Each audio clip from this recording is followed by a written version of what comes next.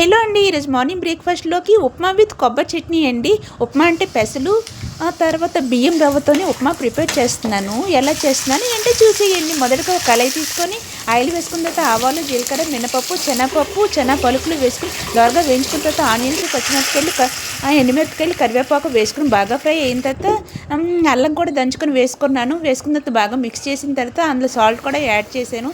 అది బాగా ఫ్రై అయిపోయిన తర్వాత అందులోనే వాటికి సరిపడినంత వాటర్ వేసుకొని కెళ్ళినంత వరకు ఉంచుకోవాలి. కెళ్ళిన తర్వాత ఈ రవ్వ కూడా వేసుకొని బాగా మిక్స్ చేసుకోవాలి.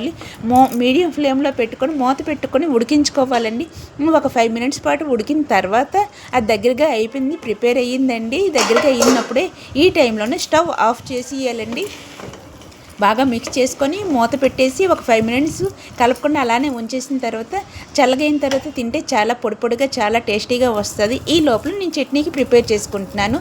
ఒక ప్యాన్ తీసుకొని పచ్చిమిరపకాయలు, అల్లం వేసుకుని దోరగా వేయించుకున్న తర్వాత పచ్చెనగపప్పు, తర్వాత కొబ్బరి వేసుకొని బాగా ఫ్రై చేసుకున్న తర్వాత ఒక మిక్సీ గిన్నె చల్లగైన తర్వాత ఇవన్నీ వేసుకొని అందులో సాల్ట్, వాటర్ యాడ్ చేసి మిక్సీ చేసుకున్నానండి. మిక్సీ చేసుకున్న తర్వాత ఈ విధంగా రెడీ అయ్యింది. ఇప్పుడు ఇందులో కొంచెం వాటర్ కలుపుకొని తాలింపు వేసుకున్నాను. ఆవాలు, జీలకర్ర, మినపప్పు, శనగపప్పు వేసుకొని కరివేపాకు, ఎండుమిరపకాయలు వేసుకుని తాలింపు ప్రిపేర్ చేసేసాను. ఈ రెండు కాంబినేషన్ చాలా చాలా టేస్టీగా వచ్చేయండి. Like and subscribe.